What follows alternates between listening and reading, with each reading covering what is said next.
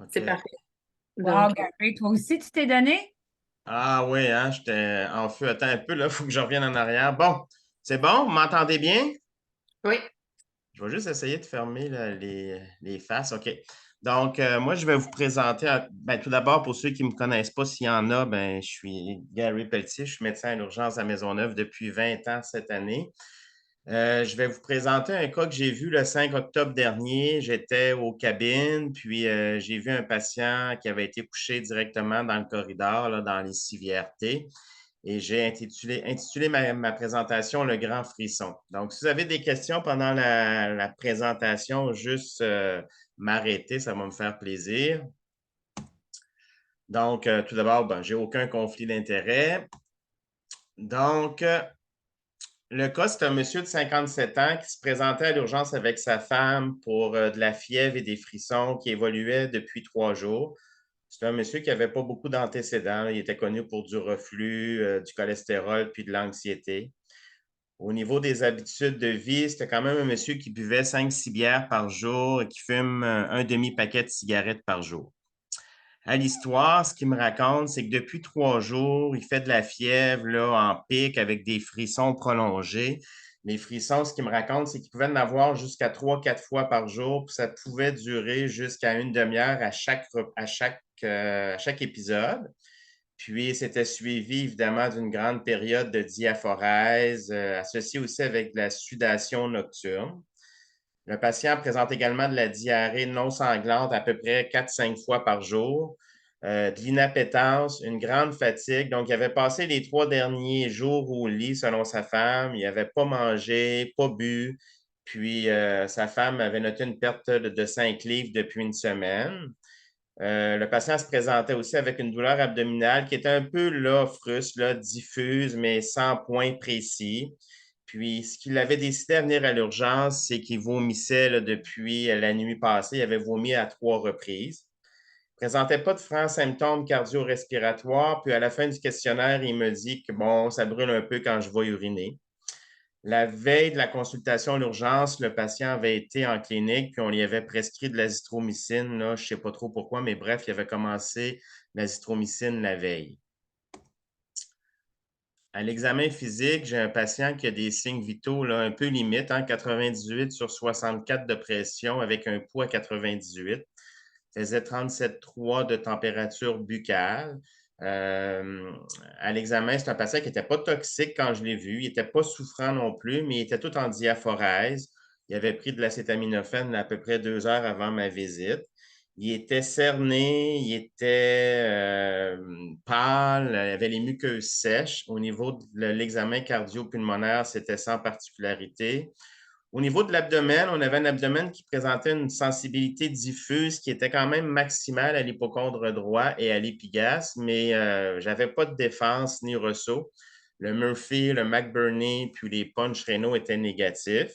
Puis au niveau des membres inférieurs, il n'y avait rien de particulier. Fait qu'à ce moment-là, je me suis dit, bon, on va lui faire un bilan septique complet. J'ai demandé avec rayon X pulmonaire, analyse culture d'urine. Puis à ce moment-là, mon diagnostic différentiel, bon, comme il y avait beaucoup de COVID à cette période, je me suis dit, c'est peut-être un COVID, une gastroentérite, un urosepsis, peut-être une cholécystite ou encore une pneumonie de la base. Donc, un peu plus tard, le bilan est rentré. Donc, le patient avait une leucocytose à 18 300. Puis au frottis sanguin, il y avait des granulations toxiques, des vacuoles de plus, donc tous des marqueurs là, infectieux. Et il y avait une CRP à 459, donc ça, c'est mon record personnel. Je n'avais jamais vu une CRP à 459. Et au niveau du bilan hépatique, les enzymes hépatiques étaient dans les 200. Une légère augmentation de la bili, la phosphatase alcaline et de la GGT. Le gaz, pour le reste, c'était relativement normal. Il y avait un petit potassium à 2,9. Et finalement, l'analyse urine est sortie avec bactéries 2+, 11 à 20 leucos par champ. Je me suis dit, bingo, urosepsis. Puis pour ceux qui me connaissent, ben, j'ai tout de suite dit, il doit y avoir une colique néphrétique surinfectée. Fait que je lui ai demandé un uroscan en stat, puis j'ai commencé le piptazo. Donc, l'uroscan a été fait. Donc, pas d'hydronéphrose, pas de lithiase obstructive. Puis, le résident me donne un rapport préliminaire en me disant, ah, il y a peut-être une petite diverticulite à son début là, au niveau du recto-sigmoïde, puis il me laisse ça comme ça. Bon, je trouvais ça un peu intense, une petite diverticulite à son début avec une CRP à 459. Fait qu'à ce moment-là, j'ai décidé de consulter la médecine interne parce que je me suis dit, c'est clair que ce patient-là a d'autres choses.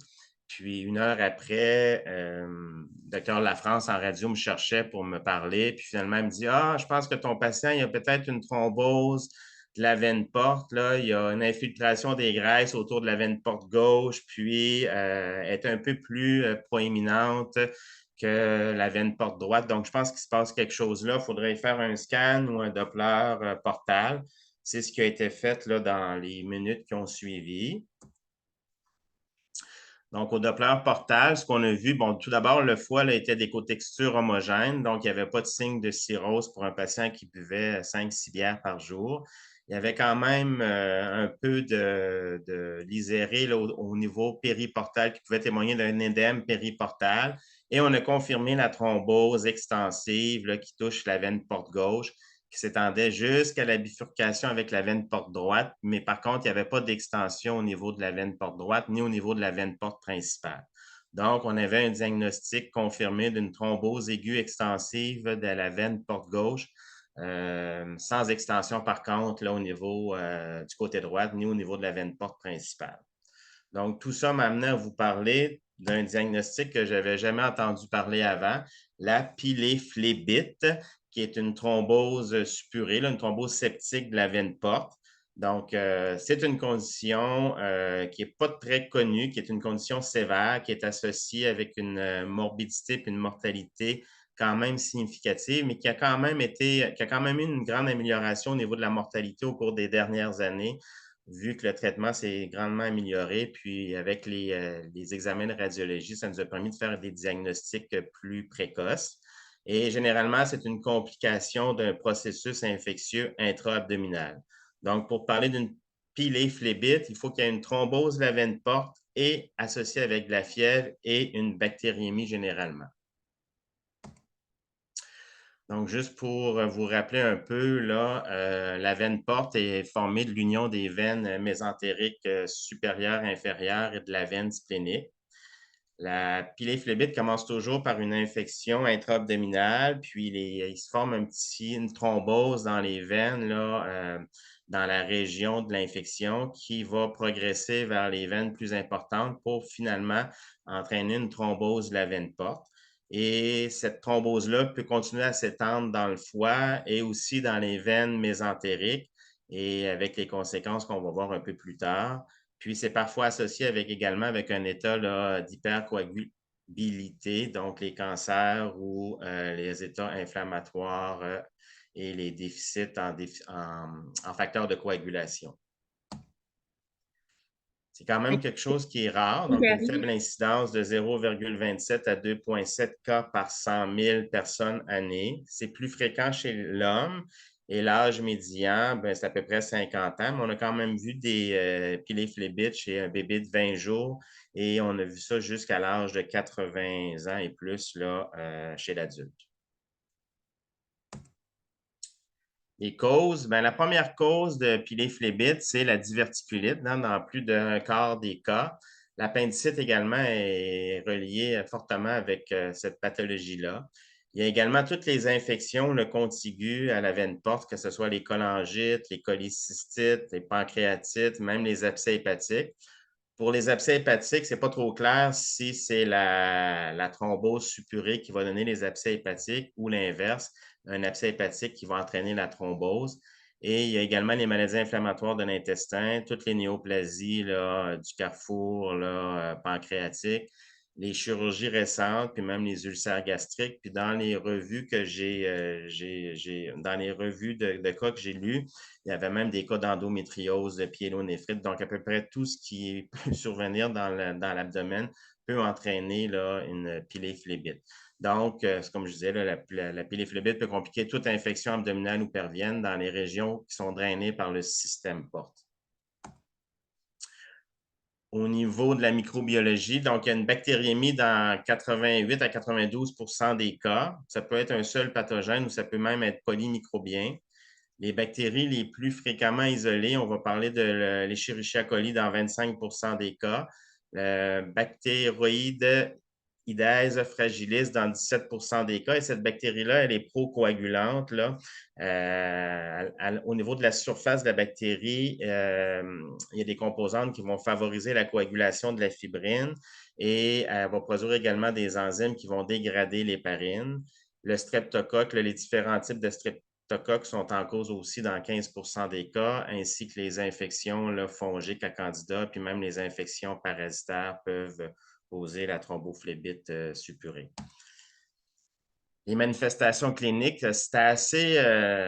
Mon patient avait à peu près toutes les manifestations cliniques, même si ce n'est pas très spécifique, là, mais la fièvre avec le frisson, c'est probablement le symptôme principal de cette pathologie-là. Donc, la douleur abdominale, plus principalement là, au niveau de l'hypocondre droit. Les nausées, vomissements, la diarrhée, fatigue, perte de poids, inappétence, c'est les symptômes généralement rapportés. Et à l'examen physique, ben, ça va être la sensibilité effectivement abdominale, la douleur et l'hypocondre droit, l'hépatalgie, l'hépatomégalie, la splénomégalie, tout dépendant là, de la sévérité de la thrombose.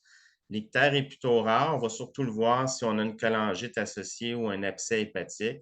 Puis, à noter que les patients peuvent avoir peu ou pas de manifestations cliniques là, du foyer primaire d'infection. Donc, ce qui est un peu, en fait, dans mon cas, c'est pas trop clair là, si la thrombophlébite était causée par sa petite diverticulite, parce qu'on n'a pas réussi à mettre en évidence de cause là, si évidente que ça.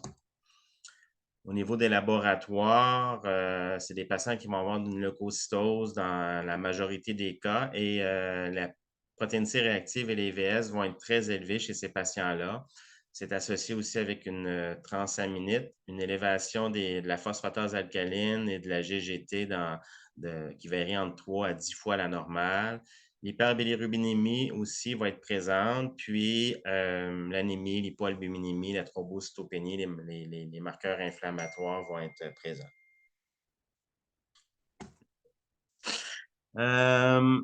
Pour le diagnostic, ça requiert la démonstration d'une thrombose, évidemment de la veine porte, accompagnée d'une bactériémie chez un patient qui fait de la fièvre. Comme je l'ai dit tantôt, c'est souvent tardif parce que c'est quelque chose qui est rare, puis c'est une présentation qui est peu spécifique. Donc, on peut faire le diagnostic par échographie abdominale avec un Doppler portal. Donc, ce qu'on voit là sur l'image, sur la slide, c'est l'échographie de mon patient. Donc, c'est l'image de la veine porte gauche où on voit que c'est un Doppler. Il n'y a aucun flux au niveau de la veine porte gauche. Puis, bon, on peut faire le diagnostic au scanner abdominal. Puis, je vous avoue que j'ai regardé le scan à plusieurs reprises. Je n'ai jamais trouvé ce que le docteur Lafrance voyait. Donc, c'est pour ça que je ne suis pas radiologiste. Mais à l'échographie, ça a été fait tout de suite après. Puis, on voyait bien les images là, de la thrombose. Le traitement maintenant, bon, le premier traitement, c'est l'antibiothérapie. Le traitement se fait par entéral jusqu'à ce qu'il y ait une amélioration clinique significative. Donc, habituellement, on parle de 2 à 3 semaines de traitement intraveineux. Puis quand il y a une amélioration clinique significative, c'est-à-dire une baisse des marqueurs inflammatoires, l'arrêt de la fièvre, bien là, on peut passer à un traitement par la bouche. Puis la durée du traitement, habituellement, on parle de 4 à 6 semaines. Les antibiotiques, là, c'est les mêmes qu'on utilise pour la majorité des pathologies intra-abdominales, donc le métronidazole en association avec une céphalosporine ou encore avec une fluoroquinolone. Puis si on veut aller en monothérapie, ben, le bon vieux piperacilline, tazobactam ou encore une pénem peut faire le travail. Puis c'est la même chose quand on passe par la bouche, mais on revient à nos classiques, là, ciprofloxacin, métronidazole ou encore clavulin. La deuxième partie du traitement, c'est l'anticoagulation. Donc, on anticoagule pour permettre la reperméabilisation de la thrombose, hein, ce qui va survenir dans jusqu'à 75 des cas en 6 mois si on anticoagule. Et ça prévient également l'extension du thrombus. Dans les traitements, maintenant, c'est pas mal acquis que tout le monde va anticoaguler les patients avec une thrombose aiguë de la veine porte, qu'elle soit infectée ou non. Donc, c'est raisonnable de traiter s'il y a une atteinte de la veine mésentérique. S'il y a une progression de la fièvre ou une bactériémie qui persiste sous antibiotiques, ou encore s'il y a une thrombophilie, ou encore, comme je l'ai expliqué tantôt pour la bactéroïdèse, là, s'il y a une bactériémie, à ce moment-là, on va favoriser l'anticoagulation. Le but à court terme, c'est de reperméabiliser pour éviter la survenue d'angine ou d'infarctus mésentérique. Puis le but à long terme, c'est d'éviter l'hypertension portale et ses complications. Et les études ont montré qu'il y avait vraiment une diminution de la mortalité chez les patients qui étaient anticoagulés. Donc, on va les anticoaguler avec une héparine à faible poids moléculaire ou encore l'apixaban ou les autres NACO pour une période de 6 mois. Oups.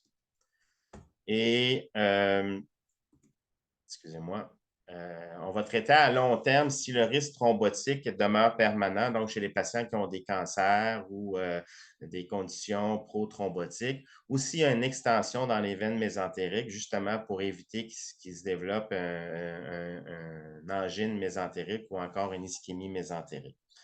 Il n'y a probablement aucun bénéfice au-delà de 6 mois chez les patients sans facteur de risque parce que les études puis l'imagerie a démontré qu'après 6 mois, c'était rare qu'il y avait recanalisation si ça n'avait pas été fait dans les premiers 6 mois. Et on suggère un contrôle d'imagerie à 5 à 7 jours après le début du traitement pour voir s'il y a une progression ou des complications de la thrombose. Et ensuite, à 3 mois après l'arrêt de l'anticoagulation pour s'assurer que la thrombose n'est pas revenue et n'a pas progressé.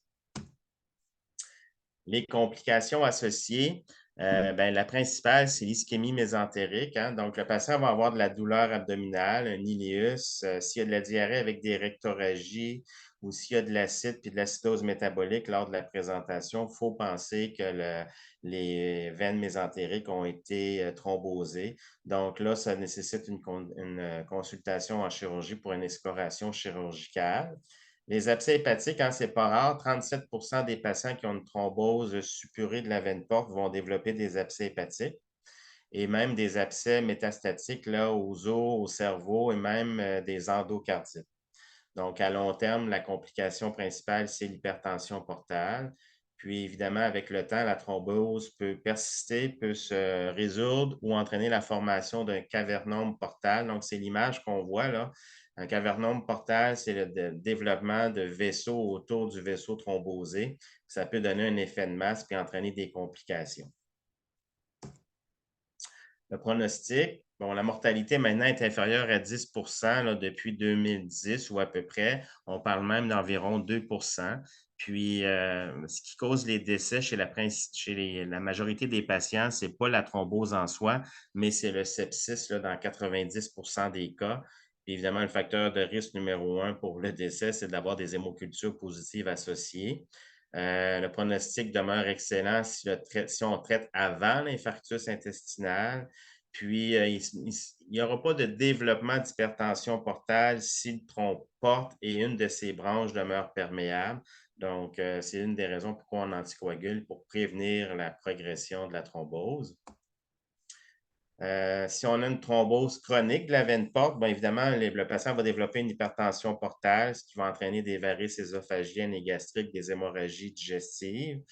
Et on peut avoir aussi ce qu'on appelle la cholangiopathie portale. Donc, c'est une compression des voies biliaires par les collatérales, là, par le cavernome portal.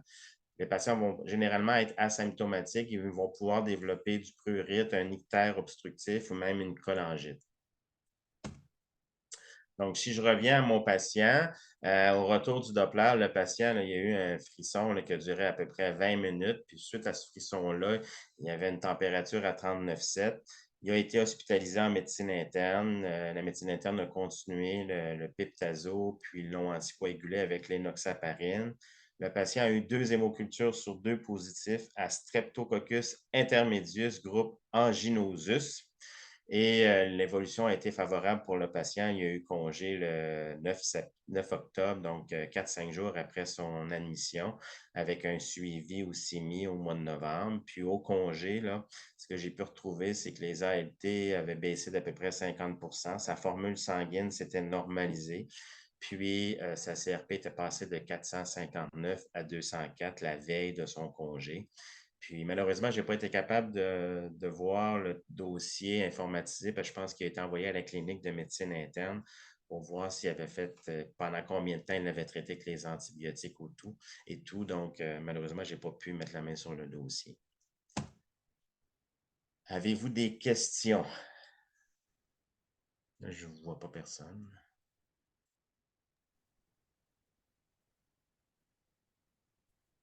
Je vois pas de main levée. Avez-vous des commentaires? Bravo, Gary. Merci. C'était très intéressant. Excuse, mon ordi avait jamais. Ben, merci beaucoup, Gary, pour ce cas, encore une fois, très intéressant. On va passer. Donc, qu'est-ce qui nous reste comme présentation? Il y a Laurie Maud, qui est une résidente qui va présenter sur le segment vaginal utérin. Puis, on a juste aussi José Bastien qui va venir présenter. Là, c'est juste un 10-15 minutes, juste pour nous mettre au courant des nouveaux levines qu'on a à l'urgence depuis quelques mois, dont nous n'étions pas nécessairement au courant. Là, donc, elle va juste glisser quelques mots, ça sera très court. Laurie Maud est dans la salle 810 et ce qu'on me dit, c'est qu'il n'y a pas de... la caméra ne fonctionne pas, donc nous allons l'entendre, mais non la voir. Éric, Exact. Là, on va essayer le micro de la salle 810. Elle a l'air de fonctionner. mais ça fonctionne, mais on vous entend en écho, là, donc je ne sais pas, Éric, c'est parce que tu as ton ordi, tu as ton téléphone. Parce que c'était mon téléphone avec l'ordi. Okay. Là, ça va? Quand je parle? Ou c'est encore écho? Il y a encore un petit peu d'écho. Mais c'est complètement. Non. Puis voyez-vous ma présentation? Oui, ta présentation, on la voit. OK. Et moi, j'ai fermé mon micro. C'est encore. Nous entendez-vous? Là, ça semble bon. Ben, parfait. Mais le micro, il est ici, si tu veux te switcher un peu. Ah ouais, OK. Ouais. Vu qu'on ne voit pas de toute façon, ben, en essayant de rien débrancher. Quand on parle comme ça, est-ce que vous nous entendez? Oui. OK. OK, c'est bon. Bon, vous laisse parler là. OK. Dans le fond, moi, c'est Laurie Maud, je suis résidente en médecine familiale au GMFU de Montréal. Aujourd'hui, je vais vous parler des segments utérins anormaux. Pourquoi j'ai choisi ce sujet? Parce que quand on m'a demandé de faire la présentation, je sortais de mon stage obstétrique, j'étais en plein dans ma formation de gesta, puis je me suis rendu compte assez rapidement que c'est quand même très fréquent à l'urgence que vous avez des segments utérins anormaux. Donc, j'espère vous apprendre quelques petites choses ou du moins rappeler certaines notions. Donc, je vais commencer par définir le segment utérin anormaux. Après, on va parler des investigations appropriées à l'urgence. On va parler du diagnostic différentiel, connaître les options de traitement. Puis, faire une petite parenthèse du diagnostic différentiel pour les segments là, du premier trimestre de la grossesse. Puis, finalement, parler des segments utérins anormaux qui peuvent mettre en jeu le pronostic vital. Puis, qu'est-ce qu'on peut faire là, dans la prise en charge de tout ça. Pour commencer rapidement, le cycle menstruel normal, c'est des menstruations qui sont aux 24 à 38 jours. On dit que le cycle est régulier quand il y a un intervalle de moins de 20 jours là, entre la durée de deux cycles différents. Des segments qui sont d'une durée de 3 à 8 jours, puis un flot normal qui est de 30 à 80 millilitres. Dans le fond, un segment utérin anormaux, c'est tout écart là, concernant la définition d'un cycle menstruel normal. La SOGT recommande, eux, d'éviter les termes ménorrhagie et microrragie par souci d'avoir un peu les mêmes termes là, pour tout le monde. Dernièrement, là, je vais une consulte à l'urgence, puis j'avais écrit ménorrhagie dans ma note, puis la gynéco, elle dit « Ah non, ça, faut plus utiliser ça ». Fait que dans le fond, ce qu'ils recommandent d'utiliser, c'est vraiment un segment utérin anormal. Puis là, comme on voit dans le petit tableau en bas, de venir caractériser, est-ce que c'est le volume qui est anormal? Est-ce que c'est irrégulier? Est-ce que c'est la fréquence, la durée? Est-ce que c'est parce qu'on a du segment intermenstruel? Donc, vous comprenez le principe. Puis le plus fréquent, c'est les segments abondants. Puis dans le fond, ça, c'est défini par la SOGC comme une perte sanguine menstruelle qui est excessive, nuit à la qualité de vie là, physique, sociale ou affective de la femme. Donc, eux, ils vont au-delà de seulement des quantités comme on a pu entendre dans le passé, genre quand il y a plus de 80 millilitres de sang, quand on a plus de 6 à 8 tampons ou serviettes débordantes par jour, ou quand on doit les changer au moins de 3 heures. C'est ça que quand même ces définitions-là nous aident pour quantifier la quantité de saignement. Puis rapidement, le cycle ovulatoire versus anovulatoire, ça peut nous aider des fois un petit peu dans le traitement. Là, un cycle qui est ovulatoire, ça va être des menstruations régulières, il va souvent avoir des symptômes prémenstruels associés, puis des fois de la dysménorrhée aussi. Fait que c'est un cycle qui est anovulatoire, ça va plus être irrégulier, abondant, des menstruations qui peuvent être prolongées. On peut être une longue période sans avoir de menstruation, puis après ça avoir des menstruations abondantes et de façon prolongée. Il peut aussi avoir du spotting, puis c'est des segments qui vont être plus fréquents, là, soit avant la ménarche ou dans la période qui suit la ménarche ou en périménopause. Puis l'évaluation, bien, on vérifie s'il y a des symptômes d'anémie, des antécédents sexuels de grossesse, le cycle menstruel, est-ce qu'il y a d'autres symptômes au niveau gynéco. On va rechercher les symptômes de dysthyroïdie, d'hyperprolactémie ou de troubles de la coagulation. Puis à l'examen physique, on peut faire l'examen de la thyroïde. Au niveau cutané, on peut rechercher de la pâleur, des pétéchis, des contusions. Ou sinon, là, de la vergetite ou de l'hirsutisme qui pourrait nous faire penser à un SOPK. Examen abdominal, juste s'assurer qu'il n'y a pas de masse, des pathosphlénomégalie. Puis l'examen gynéco aussi, là, qui est pas mal tout le temps indiqué, sauf chez les jeunes adolescentes qui ne sont pas actives sexuellement, des fois que je ne de pas le faire dans ce cas-là. Puis, juste un petit rappel que s'il y a une grossesse de plus de 20 semaines, de s'assurer d'exclure le placenta prévia avant de faire l'examen gynéco pour ne pas augmenter les saignements si ça serait le cas. Puis, au niveau des investigations, la formule sanguine peut être tout le temps impliquée quand c'est un femme en âge de précréer. Bien sûr, le bêta-HCG pour exclure la grossesse, ITSS au besoin aussi. Puis la SOGC recommande de ne pas tout le temps faire la TSH, mais seulement quand on a des signes évocateurs de dysthyroïdie. Puis pour le coagulogramme, là, le garder dans le cas où il y a des saignements qui sont abondants depuis la ménage, quand il y a des antécédents d'hémorragie postpartum, des antécédents d'hémorragie suite à des extractions dentaires, des symptômes de troubles hémostatiques ou encore des antécédents familiaux positifs. Puis quand on veut faire une imagerie, le meilleur, c'est bien sûr l'échographie transvaginale. Puis quand on le fait, quand c'est indiqué, dans le fond, c'est quand on a une suspicion de segments secondaires à des causes qui sont plus structurelles, ce qui va plus être fréquent là, chez les femmes un peu plus âgées, versus chez les femmes plus jeunes, mais aussi un peu moins fréquent. Sinon, lorsqu'on a un échec de traitement conservateur ou lorsqu'on a des risques là, pour un cancer de l'endomètre. Donc, par rapport au cancer de l'endomètre, quand on doit faire une biopsie ou pas, les indications de biopsie selon la SOPC, encore une fois, c'est chez toute femme qui a des saignements intérieurs anormaux depuis 40 ans, lorsqu'il y a des facteurs de risque de cancer de l'endomètre, après un échec de traitement médical ou lorsque les saignements sont vraiment considérables. Si on aurait un endomètre de plus de 11 mm à l'échographie transvaginale, on pourrait faire une biopsie même s'il n'y a pas de saignement associé. Puis juste pour vous donner une idée, là, le risque de cancer lorsqu'on a des saignements chez une patiente post-ménopausique, c'est de 10% lorsque la patiente ne prend pas d'hormonothérapie et 1% chez les patientes qui prennent de l'hormonothérapie.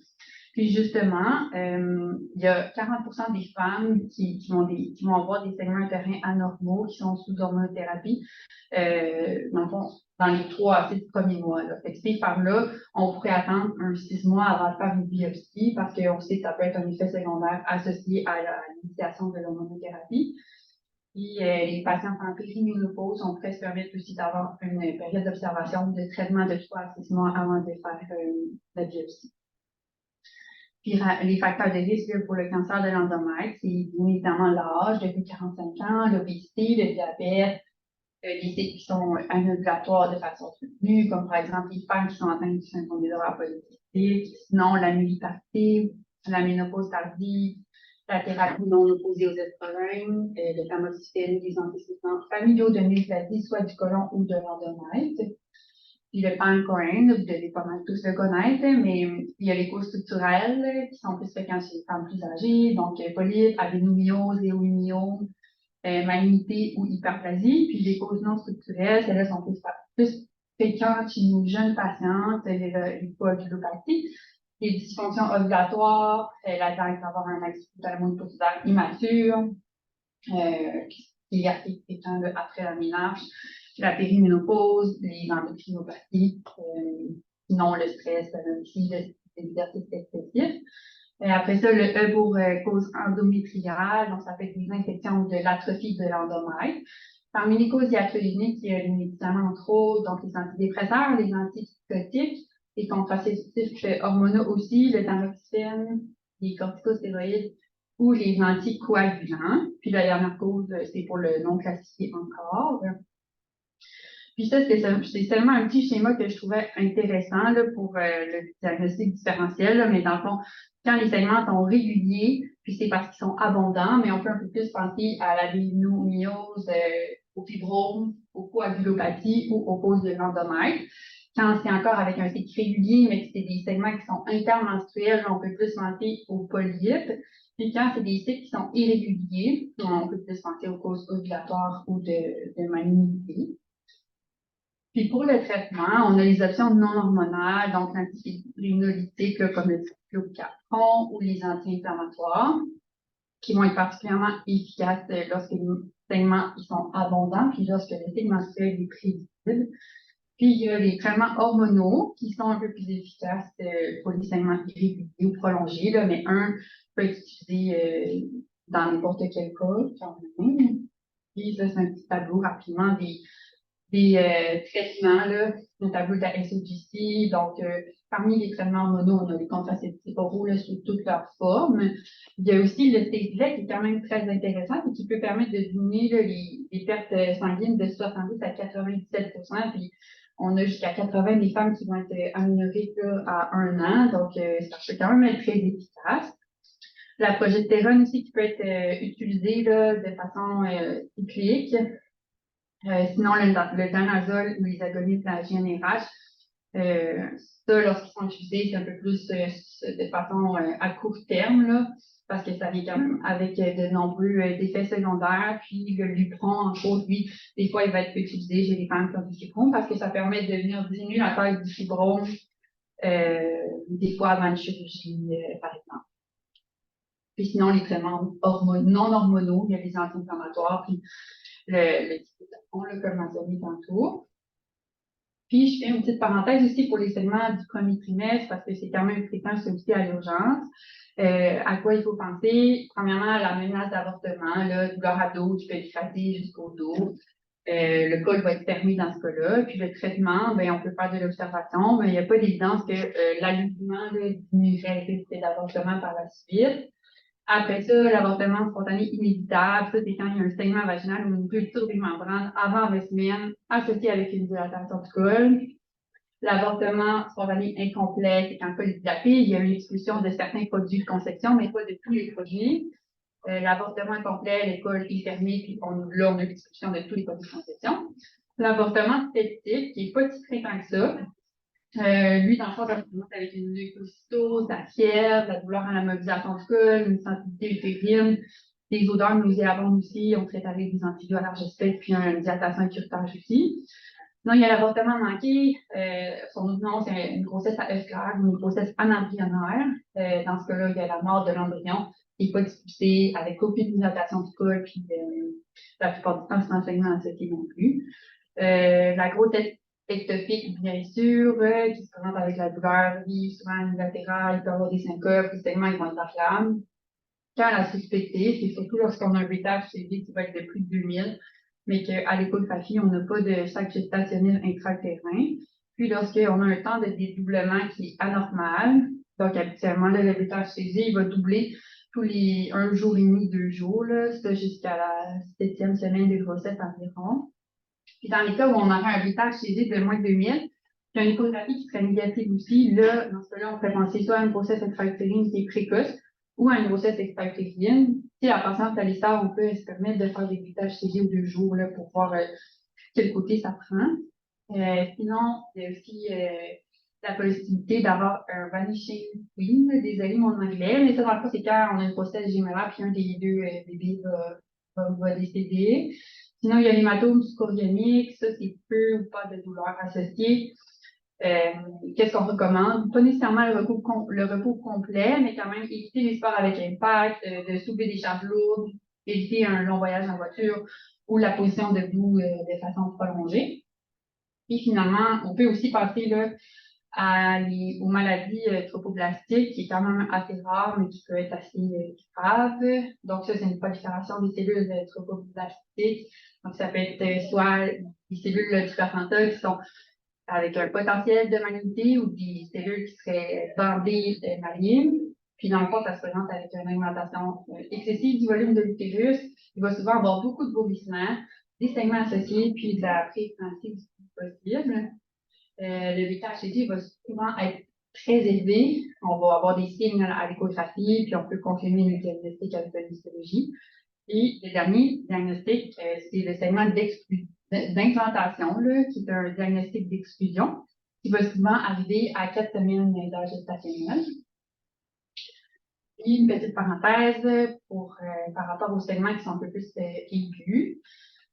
Donc, comme vous savez bien faire, si la patiente est stable, on fait le ABC. Après ça, on regarde si on a des signes d'hypovolémie, on peut donner des cristalloïdes, des produits sanguins au besoin. On élimine toujours la grossesse chez les femmes en âge de procréer, formule sanguine, on peut faire un bilan CDD aussi. On essaie de déterminer la source du saignement avec un examen. Ce qu'on peut faire pour essayer de diminuer de façon transitoire les saignements, là, il y a la tamponnage utérine, soit avec le pactage de gaz, un cathéter de Foley ou un ballon batterie. Sinon, il y a le traitement médical ou le traitement chirurgical. Puis, dans le fond, quelle sorte de segments peut mettre en jeu le diagnostic vital? Un peu tous les segments qu'on a parlé tantôt, s'ils sont abondants, peuvent rendre mon patient instable. Sinon, des diagnostics là, qui peuvent quand même faire saigner de façon importante. Il y a une malformation artério-veineuse. C'est pas si fréquent, mais ça peut faire des segments abondants. Ça peut être soit acquis suite à une instrumentation, ou ça peut être congénital aussi. Souvent, ça va être réfractaire au traitement hormonal. Il y a les traumatismes génito-urinaires qui peuvent faire saigner aussi. Des fois, là, ça peut être très surprenant à quel point juste une lacération de l'utérus peut faire une hémorragie importante. Sinon, il y a les rétentions des produits de conception qui peuvent se présenter là, avec des hémorragies postpartum tardives jusqu'à 6 semaines après la grossesse. Ou sinon, il y a aussi une rupture de la grossesse ectopique. Puis des traitements, lorsqu'on est un peu plus avec une patiente qui est instable et qui saigne abondamment devant nous, ben là, il y a l'acide tranexamique là, qui est assez efficace, qui agit rapidement là, en 2 à 3 heures. Sinon, aussi, il y a l'esporine conjuguée par voie intraveineuse qui peut diminuer les saignements dans un délai de 10 heures. Un traitement qui peut être simple aussi quand la patiente n'est pas si instable que ça, ben, ça peut être des contraceptifs oraux à forte dose. Ça va agir dans les 48 heures. Il y a plusieurs schémas posologiques différents là, qui sont présentés, là, mais notamment, là, je vous montre celui-là que j'ai partagé dans ces lignes directrices, là, qui est 2 comprimés de 35 mg de contraceptifs oraux combinés. Puis le 35 mg, c'est la partie estrogène. Puis on pourrait le donner pendant 5 jours, puis par la suite passer à 1 comprimé par jour. Puis si on a des contre-indications aux autres mesures pharmacologiques, comme par exemple une patiente chez qui on aurait peur qu'il y avait une taillot, on pourrait y aller avec des progestatifs à forte dose. Ou chez les patients chez qui on pense que le cycle est très ambulatoire aussi, on pourrait y aller avec des progestatifs à forte dose pendant 5 à 10 jours, puis on peut utiliser pas mal n'importe quelle molécule. Après ça, le traitement chirurgical, on va se garder lorsqu'on a des contre-indications au traitement médical ou après un échec du traitement médical. Puis, donc, ils peuvent soit faire un curetage utérin, l'ablation par hystéroscopie, hystérectomie ou l'amputation des artères utérines. Donc, voilà, ça fait tout de ma présentation. Avez-vous des questions, des commentaires? Oui, j'ai une question. René Blondin, allô. Je vais me mettre ma face en même temps. Je ne sais pas si elle apparaît, mais bon. Pour la prémarine, je me demandais aussi, donc quand c'est pas dramatique, là, parce que quand c'est dramatique, oui, ça va. Mais même à ça, je sais pas si ça a changé, là, mais d'habitude, la Prémarine Péros était aussi efficace que IV, avec moins d'effets secondaires. Mais ma question, c'est quand est-ce que on va versus la Prémarine avec la recette, tu sais, de dose élevée Péros en laissant partir quelqu'un qui a une ménorrhagie assez importante, mais que tu peux congédier versus un contraceptif oral. Je suis souvent dans la zone grise à me poser des questions, mais moi, je prépare souvent une recette personnelle de Prémarine à dose décroissante sur 3 semaines, mais puis à chaque fois que je cherche quelque chose de plus nouveau là-dessus, je trouve rien. Là, je ne sais pas si tu as des conseils là-dessus. C'est une bonne question, là. Quand je regardais les lignes directrices, puis dans d'autres sources, là, je voyais que les contraceptifs oraux à forte dose, c'est une méthode très simple, puis comme à favoriser, mais là, je sais pas à quel point c'est mieux Mais pas que. quand ils disent contraceptifs oraux à forte dose, qu'est-ce qu'ils font? Parce que les contraceptifs oraux, ils donnent juste 2 comprimés par jour. Mettons, on prescrit du Ciclène, puis 2 comprimés par jour. Puis je suis toujours moins à l'aise d'aller à l'option contraceptif oral. Moi, je fais plus souvent quand c'est abondant inquiétant, là, je fais plus souvent la Prémarine avec ma recette personnelle. Puis j'aimerais ça arrêter de faire ça, puis aller vers la technique des contraceptifs oraux. Puis je me sens jamais super à l'aise. J'ai peur que ça contrôle pas bien. Ben, comme celle qui est à la diapositive, là, le 2 contraceptifs par jour pendant les 5 premiers jours, ça, c'était la posologie que suggérait dans leur ligne directrice, mais j'ai aussi vu des fois les 4 contraceptifs un jour, après ça 3 contraceptifs un autre jour, puis y aller de façon décroissante comme ça. Mais honnêtement, je sais pas, là. Des tricotes aussi avec ça. OK. Ouais. C'est beau, merci. Est-ce que vous avez d'autres questions?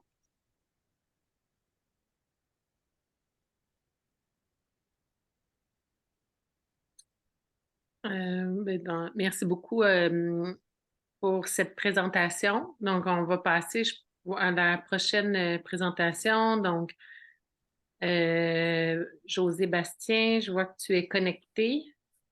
Oui, je suis là. Donc, on n'en a plus pour. Je ne sais pas, José, tu en as pour combien de temps? Je pense pas que c'est. Non, c'est pas très long. J'ai une présentation, mais je pense pas avoir besoin de la présentation comme telle. On va juste parler de la différence entre le tube Salem versus le tube Levine. Parfait. Puis je te laisse la parole. Parfait. Là, j'imagine que vous voyez bien mon visage en grand plan parce que j'ai pas de présentation. Fait que dans le fond, je me présente, je suis la spécialiste de produits de la compagnie Cardinal Health. Puis, on m'a demandé de présenter aujourd'hui la différence entre le tube Levine puis celui que vous avez vu apparaître dans l'hôpital dernièrement, le tube de Salem. Puis, surtout la raison pour laquelle on m'a demandé de présenter, c'est parce qu'il y a un changement de pratique, puis il y a aussi un changement de prescription qui vous est demandé en lien avec le drainage libre et la succion murale, puis les millimètres de mercure. Je m'excuse juste pour savoir, parce qu'on a des gens de Santa Gabrini ici aussi, le changement s'applique aux 2 centres. Aux 2 centres, mais si je ne me trompe pas, le Salem est déjà utilisé depuis plus de 20 ans à Santa Cabrini, mais pas à Maisonneuve-Rosemont. Vous étiez avec le tube de Levine. Est-ce qu'il y a quelqu'un de Santa Cabrini qui pourrait me répondre? Charles-Alex, il y a Marie-Pierre. Avez-vous Charles-Alex? Tu sais-tu ou? Non? Non, bon, ben regarde, de toute façon, c'est pas grave, je vais y aller tout droit là, dans la présentation, mais je vais expliquer aussi d'entrée de jeu pourquoi qu'on fait ce changement-là. Parce que souvent, on va arriver avec un nouveau produit au contrat, qu'on a gagné le plus bas soumissionnaire, puis on doit reformer toutes les équipes cliniques sur un nouveau produit qui est moins cher. Mais dans le cas du tube de décompression gastrique, c'est pas du tout ça. Au contraire, c'est un tube qui est un petit peu plus cher, puis je vais vous expliquer les raisons techniques et cliniques pour lesquelles on a dû changer de tube à Maisonneuve-Rosemont surtout, parce que comme je vous dis, je suis pas mal sûre que Santa Cabrini, ça fait une bonne vingtaine d'années qu'ils utilisent le Salem. Fait que dans le fond, dans les grandes familles de tubes, les sondes d'alimentation versus le tube de décompression gastrique, le Levin est un vieux produit, là, que ça fait pratiquement 30 ans que c'est utilisé là, sur le marché pour faire de la décompression gastrique. Mais ce que les gens ne savaient pas, c'est que ce tube-là n'est pas homologué Santé Canada pour donner ni des médicaments, ni de l'alimentation entérale. C'est un tube qu'on devrait insérer dans le patient, effectuer une décompression gastrique, le retirer et le jeter pour un maximum de part de 3 jours, parce que c'est pas un PVC de grade médical. Puis ce tube-là est pas très rigide, puis il est pas gradué non plus. Alors, c'est souvent un tube que les équipes cliniques faisaient en sorte qu'ils le déposaient au congélateur, des fois, pour avoir un peu plus de rigidité pour l'installer. OK? Fait que dans le fond, qu'est-ce qui est arrivé? Puis la raison pour laquelle on est arrivé avec le Salem à Maisonneuve-Rosemont dernièrement, c'est qu'il y a eu des erreurs de connexion. Vous savez, pour les tubes d'alimentation entérale, les pompes de gavage et tout ça, on avait des dispositifs, ce qu'on appelle un embout femelle. Fait que ça nous prenait tout le temps une seringue comme ça, une seringue avec embout cathéter pour venir donner des médicaments ou de l'administration entérale, un bolus d'alimentation ou faire la décompression gastrique là, avec le Levin, c'était un embout femelle. Il y a eu des erreurs de connexion qui ont causé la mort avec cette seringue-là partout dans le monde, même au Canada, dans tous les pays du monde. Il y a eu des rapports d'accidents, incidents. Et là, tous les regroupements comme la FDA, Santé Canada, Santé Europe, tout ça se sont mis ensemble, puis ils ont vu qu'il y avait des erreurs de connexion qui avaient causé la mort dans tous les pays, donc ça devait cesser. Alors, nous, on est Cardinal Health, on est un des fabricants qui fabrique les pompes de gavage, puis tous les tubes de gastrostomie, les tubes nasogastriques que vous appelez les TNG là, en polyuréthane.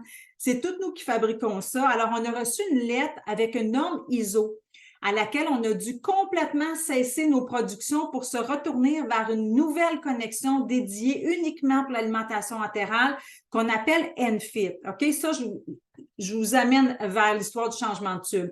Donc, dorénavant, tous les dispositifs qui doivent servir à donner de l'alimentation entérale doivent absolument être munis d'une connexion ENFIT. ENFIT, c'est EN pour entéral, puis FIT comme quoi toutes les compagnies de la planète au complet qui fabriquent des dispositifs d'alimentation entérale doivent avoir la connexion ENFIT qui fit ensemble.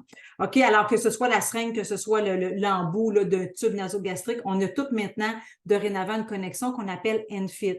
Mais là, qu'en est-il du Levin? Le Levin était utilisé à tort et à travers, mais étant donné que le tube était déjà dans l'estomac, bien, tout le monde donnait les médicaments puis l'alimentation par ce tube-là.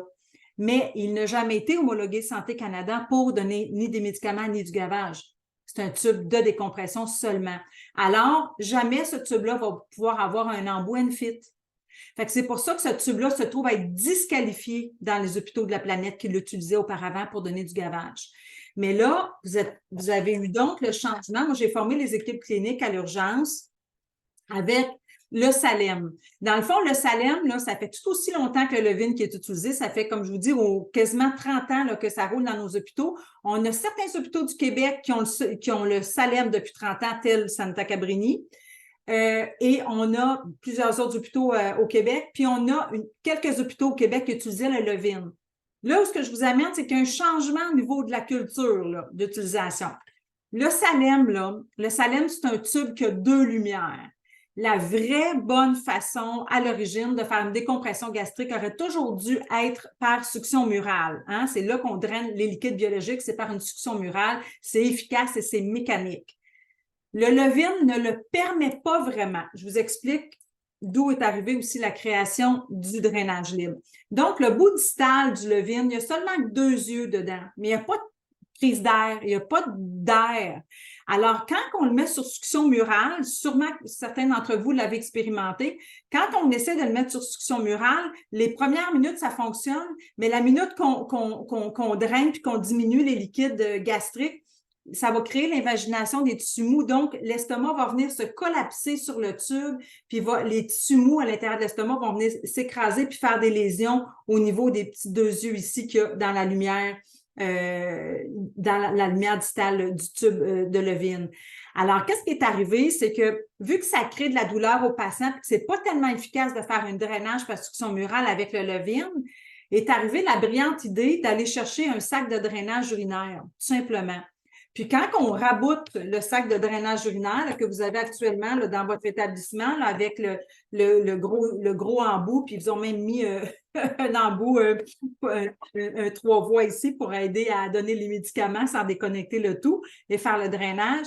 Mais dans le fond, le drainage libre, comme on appelle, il va juste drainer les liquides gastriques qui sont dans le fond l'excédent dans l'estomac. Mais ce n'est pas un vrai bon drainage mécanique. Mais le Levine, comme je disais tantôt, le fait qu'il y ait juste 2 yeux et qu'il n'y ait pas d'échange d'air au niveau de son bout distal, ben, ce n'est pas possible de faire une succion murale efficace sans blesser le patient puis en faisant vraiment un bon travail.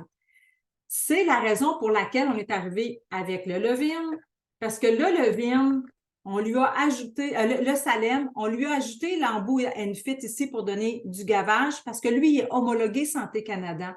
Alors, dans tous nos produits qu'on a dû convertir avec la nouvelle connexion sécuritaire Enfit, le Salem en fait partie parce que nous, il est homologué Santé Canada pour faire de la décompression gastrique et ou l'alimentation entérale et donner les médicaments. C'est un tube qui a 2 lumières. Donc, il y a une entrée principale pour faire la décompression gastrique, une lumière principale et donner médicaments et gavage. Puis à côté, dans le fond, la petite lumière bleue ici qu'on voit, ça, c'est une prise d'air. OK? Fait que ça, on ne la bloque pas, on la laisse ouverte, c'est une prise d'air. La vraie bonne façon d'utiliser le Salem, étant donné qu'il y a une prise d'air, c'est par succion murale.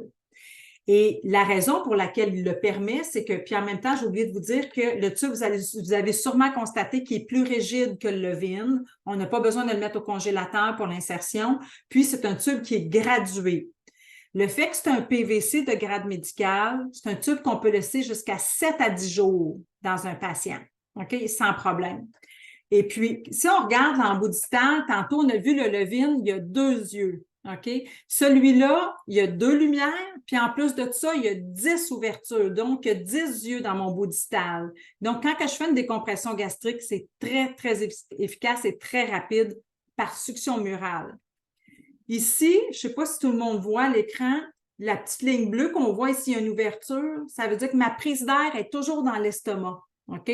Donc, mon air en tout temps va venir compenser mes liquides que j'ajoute ou les liquides que je draine. Donc, mon air va, quand que je vais faire une succion, donc un drainage, à ce moment-là, l'air va remplir mon estomac puis va libérer les berges pour être sûr que l'estomac ne vienne pas s'écraser sur le tube. Souvent, ce que je donne comme exemple un peu imagé, c'est la fameuse canne de sirop d'érable. Là. Quand on perce seulement qu'un côté puis qu'on essaie de verser le contenu, ça ne fonctionne pas. La minute qu'on y met une prise d'air à l'autre bout de la canne, à ce moment-là, ça va faire un tourbillon, ça va permettre au liquide de sortir. Mais c'est la même affaire dans l'estomac avec ma prise d'air. Quand que c'est le temps, donc l'air va venir compenser les liquides perdus. Puis quand je donne du gavage ou des médicaments, ben l'air va remonter dans sa lumière ici, puis elle va laisser la place aux médicaments puis au gavage que je viens d'administrer dans le tube. Donc, l'air a un rôle vraiment, vraiment important. Puis, qu'est-ce que j'ai enseigné aussi au personnel infirmier de l'urgence, c'est qu'en tout temps, quand ils veulent démarrer une succion murale, ils vont toujours aller mettre un 20 cc d'air dans ma lumière d'air ici, puis ils vont venir libérer, activer ma valve d'air. C'est-à-dire que l'air va venir faire un pouf au niveau de l'estomac, puis ici, on va assurer que dans la lumière d'air, ce n'est que de l'air. Fait que quand ils vont aller donner soit un rinçage aux 4 heures, ils vont aller donner des médicaments, ils vont attendre leurs 30 minutes. Aussitôt qu'on remet le patient sur succion murale, on va redonner un 20 cc d'air dans la lumière d'air pour s'assurer que dans ma lumière ici, il n'y a pas de médicaments ni d'eau qui est montée dedans, ni des liquides gastriques. Je veux m'assurer que ma lumière d'air soit toujours que de l'air. Fait que c'est pour ça que de l'air, les infirmières peuvent aller en mettre régulièrement, soit aux 4 heures ou soit aussitôt que le patient va aller à un rendez-vous, quelque chose en radiographie ou autre, puis qu'il revient à la chambre, puis que là, on le remet sur succion murale. À ce moment-là, on va toujours on remettre un peu d'air dans la lumière d'air. Alors, c'est ça. Fait que dans le fond, ça, c'est un tube qu'on peut administrer et faire le drainage en toute sécurité. On peut laisser 7 à 10 jours, comme je vous dis. C'est un PVC de grade médical. En plus, il est gradué. Ça, c'est vraiment intéressant. On sait tout le temps la bonne mesure puis le positionnement. Puis aussi, je sais que j'ai tenté d'aller voir, je ne sais pas si c'est pertinent dans l'appel, mais toutefois, je le mentionne. Je sais qu'au niveau du centre antipoison, il y avait un protocole qui était mis en place, comme quoi ils utilisent le Salem pour faire un lavage d'estomac. Puis, si je ne me trompe pas, ils conservent en succion murale avec cet embout-là, l'embout principal, puis ils injectent l'eau par le tube de lumière, étant donné que cette lumière-là va quand même dans l'estomac. Mais c'est pas dans le mode d'utilisation que nous, on recommande. C'est vraiment la façon dont ils utilisent notre tube de décompression gastrique pour faire des lavages d'estomac. Je vous invite à consulter si jamais, mais j'imagine que vous avez déjà des protocoles.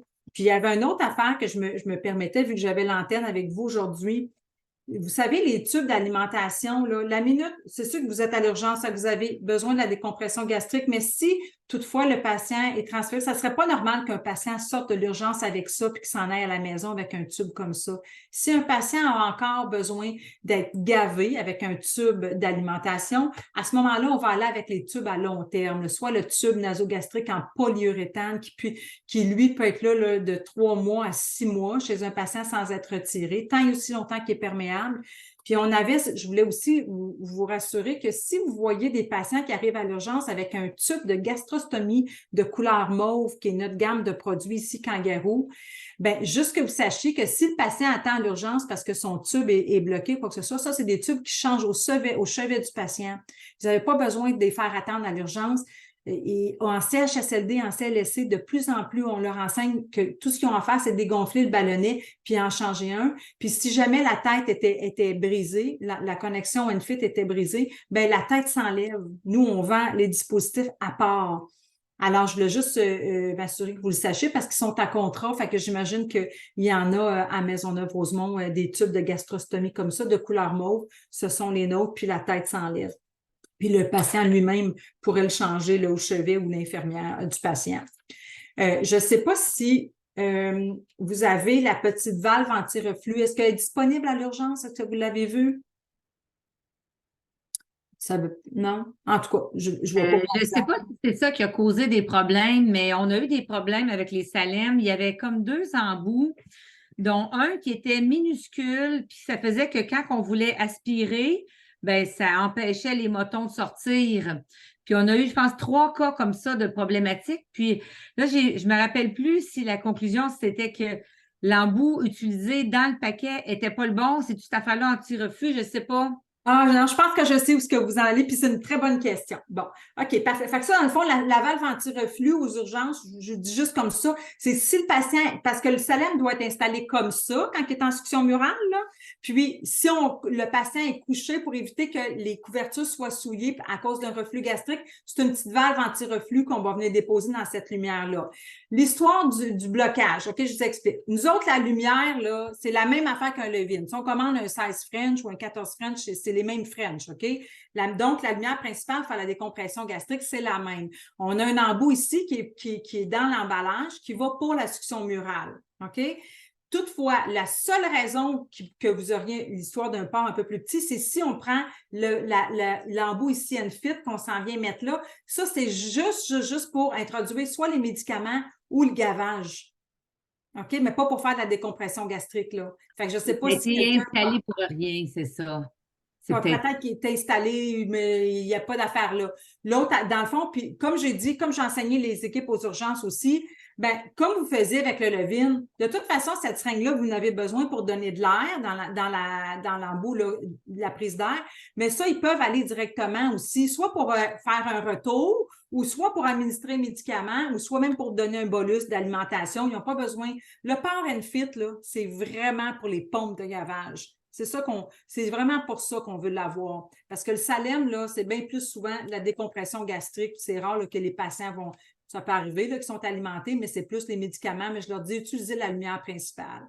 Mais pour faire la décompression, est-ce que ça pose un enjeu pour vous d'inscrire dorénavant sur les prescriptions au lieu d'écrire drainage libre, étant donné que vous avez une nouvelle technologie, un nouveau tube qui fonctionne en succion murale, OK? Nous, c'est la façon dont on dit de l'utiliser. Est-ce que vous voyez un problème à faire une prescription succion murale avec ce tube-là? Ben non. Non, parce que moi, c'est la raison pour laquelle ils m'ont demandé de vous présenter, c'est qu'ils m'ont dit, ben là, il faut en parler aux médecins parce que les médecins continuent à prescrire drainage libre. Parce que je ne savais pas.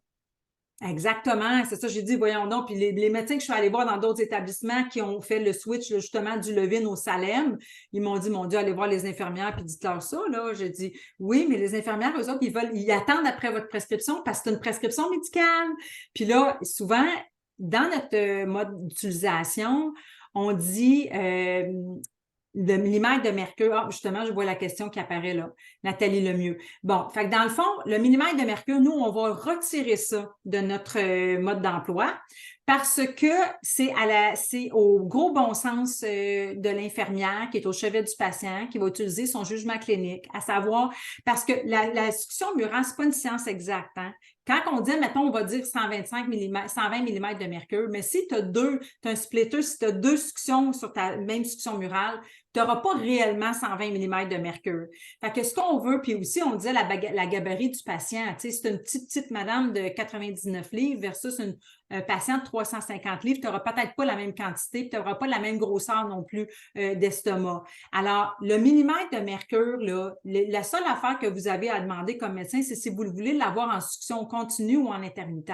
Mais le millimètre de mercure, on veut que ça soit le gros bon sens, le jugement clinique, l'infirmière qui est au chevet, quand elle part son millimètre de mercure, mettons, elle arrive à 80 mm de mercure, puis qu'elle voit qu'il ne se passe rien dans le tube. On n'est pas, puis on sait que c'est une succion murale, c'est mécanique, c'est sûr que c'est pas normal qu'il ne se passe rien dans le tube. Fait que si elle voit que, mettons, il y a juste un petit retour, puis qu'elle monte un petit peu, puis que là, elle voit que ça bouge aisément, puis qu'on fait vraiment une succion, bien, c'est là le millimètre de mercure pour ce patient-là, à ce moment-là. Comprenez-vous? Fait que nous, on veut pas que les médecins soient obligés à dire 120 mm de mercure. On trouve que c'est un jugement clinique, puis ça peut pas être aussi exact, ça peut pas être une science aussi exacte que n'importe quel autre produit médical. Tu sais, une succion murale, là, si tu as toutes les chambres qui sont sur succion murale, ça va fluctuer comme ça. Tu sais. J'en ai vu qui ont mis des extensions aussi. Ils voulaient que le patient soit assis au fauteuil, puis elle me disait, je le mets à 120 mm de mercure, comme le médecin me l'a prescrit, mais il se passe rien dans mon tube. Tu as 4 pieds d'extension. C'est sûr que ton patient à l'autre bout, assis dans sa chaise, là, il n'y a pas 120 mm de mercure. Fait qu'on veut vraiment que ce soit une initiative puis le jugement clinique qui décide du millimètre de mercure. Est-ce que ça fait du sens? Fait que vous êtes à l'aise avec ça? Les infirmières, ils ont quelqu'un qui les conseille. Si jamais ce sont des gens qui ne savent pas c'est quoi la moyenne, qui n'ont pas d'idée, mettons. C'est ça. On m'a demandé donne-nous des balises. T'sais. On en a des balises, mais on veut, je vous le dis, on veut les retirer de notre mode d'emploi parce que c'est comme je vous dis, j'en ai eu à un moment donné, ça ne marche pas ton tube, ça ne marche pas ton tube. À combien vous l'avez mis en intermittent à 80? Mais oui, mais tu sais, toutes les chambres, tous les patients étaient sur succion murale. C'est sûr que tu n'as peut-être pas ton 80 pour ce patient-là. C'est pour ça qu'on veut pas trop donner de balises. On veut leur dire, le médecin dit succion murale, drainage soit en continu, soit en intermittent. Puis d'attitude, le tube le permet, c'est vraiment comme ça qu'il fonctionne. Puis le drainage libre, bien, vous n'avez en principe plus besoin. Avec le Levin, étant donné qu'il n'y avait pas d'échange d'air, c'était la seule façon de faire un vrai bon travail.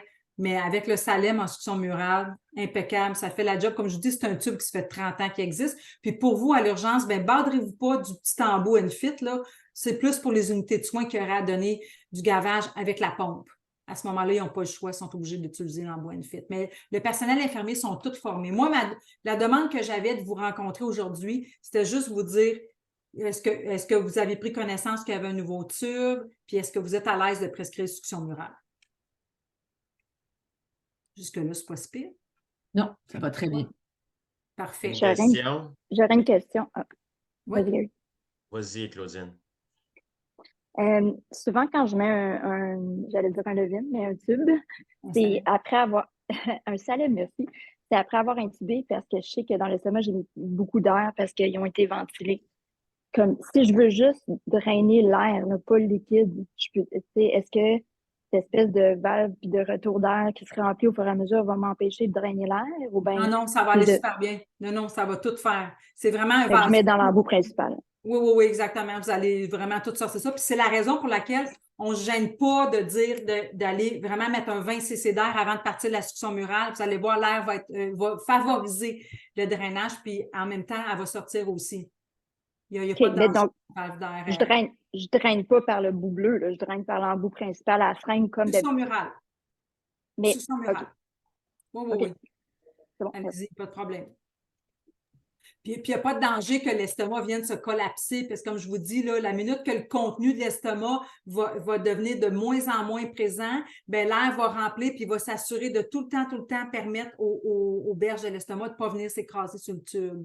OK? Puis quand vous donnez du médicament, du gavage, ben, l'air va remonter dans sa lumière pour laisser la place au médicament que je suis en train de donner. OK? Ceci, puis il y avait une autre question, hein? Oui, c'est quoi parce que moi, j'ai toujours prescrit le vin en drainage libre, mais entre le intermittent et le continu, c'est quoi l'avantage ou Moi, je veux dire, on m'a dit, puis moi, on m'a même demandé, les infirmières voulaient que j'écrive une raison pour laquelle un médecin prescrirait du continu puis de l'intermittent. Puis on m'a dit de jamais me mêler de ça, que c'était clinique puis que c'était le médecin qui savait qu'est-ce qu'il voulait avoir. Fait que j'imagine qu'une occlusion intestinale, là, des gros cas comme ça, j'imagine qu'on part ça en continu, puis qu'après un certain temps, quand le patient est soulagé. Mais l'intermittence est très, très efficace aussi parce que c'est vraiment juste comme un moteur là, qui tire, qui pousse, tu sais. Mais c'est tout le temps le même millimètre de mercure.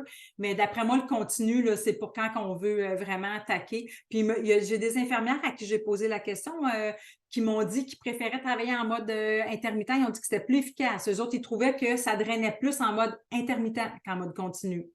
Fait que ça va être... Je confirme que c'est bel et bien le Salem que j'utilise depuis toujours à Santa Carini. Je vais pas checker le nom. Claudine, tu demandais, je pense, quand tu installes le TNG, la seringue, tu fais quoi avec pour valider qu'il est bien au bon endroit, par exemple, après une intubation, genre? Est-ce que c'est ça que tu demandais? Non, en fait, je voulais juste être sûre qu'il fallait bien que je draine l'air par l'embout principal et non par l'embout bleu. Là. Il y a une couleur différente, là, est assez évident, c'est correct. Je ne sais pas si on draine l'air. Tu sais, quand on va drainer par l'embout principal, puis le tube bleu sert comme une entrée d'air vers l'estomac. Et oui, c'est ça, l'air.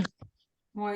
C'est parce qu'elle disait qu'elle injectait de l'air des fois juste avant d'aller donner un bolus alimentaire ou une médication. C'est pour ça que tu peux aussi injecter. Je me demandais si tu ne pouvais pas retirer là.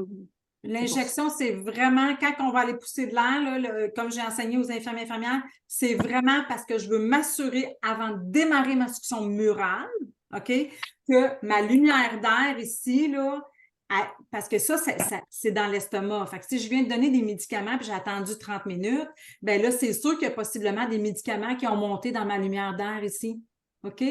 Ou le rinçage de 30 cc d'eau aussi. Fait que là, je vais être sûre que cette lumière d'air-là, elle n'est jamais obstruée parce qu'elle a un rôle important à jouer par rapport à venir m'assurer pour les volumes enlevés ou ajoutés. OK? Toi, Charles-Alex, tu prescris quoi? Charles-Alex? Continu ou intermittent? Intermittent, tout le temps. Ça fait du bon job, hein? Ouais. Ça draine bien les qualités. Ça draine très bien, ouais. Bon, parfait. Puis, est-ce que vous avez connu le drainage libre avec le Levin de temps Lacroix? Pas depuis 5 ans. Hein. OK. Bon, depuis mon début de pratique. Bon, mais parfait. Fait que ça peut rassurer l'équipe de Maisonneuve-Rosemont qui, pour eux, c'est un nouveau tube. Là. Je sais qu'au niveau, au début, là, il y avait beaucoup de résistance parce qu'ils me disaient, là, il faut enseigner, il faut le dire aux médecins. Tout ça, mais les médecins, quand ils savent que les infirmières sont formées pour ce tube-là, ben, ils vont aller avec. Mais en tout cas, au moins, là, vous le savez qu'on peut y aller gaiement avec la succion murale et qu'il n'y a pas de danger là. Au contraire, vous allez être très satisfait des résultats. Mais c'est vrai qu'il y a beaucoup de bidules dans le packaging. Tu sais, comme il y a l'affaire mauve, il y a l'affaire, il y a l'embout, l'adaptateur qui est transparent, là, qui est inséré en haut présentement. Oui, ça, c'est le ça, puis l'affaire mauve. L'affaire mauve, on peut l'ignorer complètement là, comme médecin. C'est juste le bidule transparent qui est présentement en haut. Là. Mais ça, il ne faut pas le perdre. C'est facile quand tu demandes à quelqu'un, passe-moi le Salem. de le perdre, ce pitule-là, s'il te le passe pas. Puis moi, ce que je dis quand je fais la formation personnel infirmier, c'est que laissez-le dans la succion murale. C'est que l'espèce de tube caoutchouteux, je leur dis tout le temps, si vous avez à faire un déplacement avec le patient, laissez-le dedans pour ne pas le perdre. Tu sais, au chevet, là, avec le tube, laissez-le dedans. Fait que là, mettons, on a 30 minutes à attendre pour le médicament. Mais là, à ce moment-là, ils peuvent soit fermer le Salem avec l'embout Enfit. Là, ils doivent attendre 30 minutes. Ou des fois, ceux qui ont la valve anti-reflux, puis mettons, qui s'en vont en examen en radiographie ou quoi que ce soit, ben, ils peuvent le fermer comme ça. Là, mon tube est complètement fermé. Il n'y a pas rien qui va couler à terre. OK? Fait que ça, c'est des petits trucs, là. Mais ça, j'ai tout montré ça personnel, là, justement, pour pas que vous ayez à vous préoccuper de ça. Josée, tu as le temps de. Il y a beaucoup de changements au niveau du personnel chez nous, puis à Santé, ils l'utilisaient déjà. Tu as le temps de rencontrer les équipes de jour, de soir, de nuit? Ou... Oui, j'ai fait 3 jours, jour, soir, nuit. Tout le personnel avec les conseillers cliniques. La seule affaire, comme je vous dis, c'est que je trouvais ça un petit peu dommage parce qu'ils m'ont demandé de présenter avec le drainage libre, tu sais, tout le kit là, de drainage libre.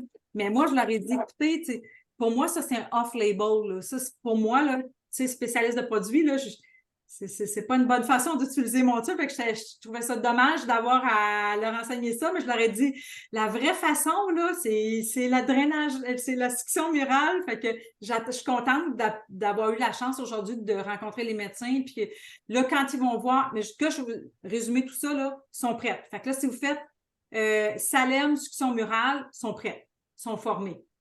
Mais ils ont tout formé là-dessus. Pas besoin de spécifier intermittent ou continu, là. Juste Levine, Salem. Salem, succion murale, mais ça se peut qu'il vous demande si vous voulez l'avoir en continu ou en intermittence, mais comme le temps de la 3 dit, lui, il le met en intermittent, puis il a des super bons résultats. Souvent, le mode intermittent, il est plus utilisé que le mode continu. Mais c'est vraiment clinique. On m'a dit, moi, en tant que représentante pour la compagnie, on m'a dit de ne jamais embarquer dans ces discussions-là, que c'était pas à moi à vous dire quoi faire, que c'était clinique, là, tu sais. C'était le médecin qui décidait. Mais si on prescrit le Levine, ils vont installer un Salem ou encore... C'est déjà le cas, Annie. Le Levine n'existe plus. Okay, c'est déjà le cas. C'est déjà utilisé. C'est pour ça qu'il y avait eu les problèmes là, de petits embouts qui n'étaient pas le bon embout puis qui obstruaient les morceaux. Ça rapetissait la lumière puis ça obstruait les morceaux. Mais moi, j'ai une petite question encore sur ce fameux intermittent et continu-là. Oui. Est-ce que pour le confort du patient, il y a un changement entre l'une ou l'autre des modes? Non, pas du tout. Pas du tout, parce qu'il y a la lumière d'air qui vient tout le temps compenser les volumes. Fait que la lumière d'air, elle va tout le temps s'assurer que mon estomac ne vient pas s'écraser. Fait que, puis, en même temps, là, tu sais, c'est le médecin au départ, là, quand vous le prescrivez, que si vous voulez l'avoir en intermittent continu. Mais d'un autre côté, comme je dis, au jugement clinique, là, l'infirmière, là, si ça fait 1 heure qu'elle n'a pas vu de liquide passer, là, faut qu'elle voie, peut-être que. Peut-être que c'est plus nécessaire d'être en drainage. Peut-être qu'ils peuvent l'arrêter 1 heure ou 2 dans la journée. Ça va être à vous de voir avec les équipes comment vous travaillez. Je ne sais pas, Dr. Lacroix, vous, si vous l'arrêtez des fois, le Salem? Est-ce que vous arrêtez la succion murale des fois? C'est rare que je vais l'arrêter moi-même, mais les infirmières vont le faire, d'après moi, d'emblée, s'ils voient que ça ne draine pas. Dans leur jugement clinique, que le patient est soulagé. Puis que... Moi, je l'arrête pas. OK. Mais comment ça procède l'intermittent? C'est quoi l'intermittence? Puis c'est un piton sa machine? C'est quoi pour... Il y a les deux. Il y a comme un petit curseur en dessous là, qui dit intermittent continu. Puis là, tu as ta roulette avec les millimètres de mercure. Fait qu'ils ont le choix. Mais la pompe, elle fonctionne très bien, l'intermittence. C'est pas comme 2 minutes d'arrêt, 2 minutes en fonction. Là. C'est vraiment juste c'est oh mon Dieu, c'est plus rapide, là, OK. Ça fait vraiment une bonne job, là. C'est vraiment, là, c'est un curseur, c'est ça, c'est vraiment des intermittences comme ça en secousse, mais c'est pas comme on attend 2 minutes puis il se passe rien, là. Ah, OK. Fait que quand même... Je comprends que ça fait pas de différence. Alors, c'est ça, je me demandais s'il y avait un programme d'intermittence. C'est aux minutes, aux 2 minutes, aux 5 minutes, aux 30 minutes. Non, pas comme la pompe VAC, là. Non, c'est vraiment juste que c'est pas en continu, une succion continue, mais elle relâche, mais elle repart tout de suite. Ça, c'est une belle cadence, là.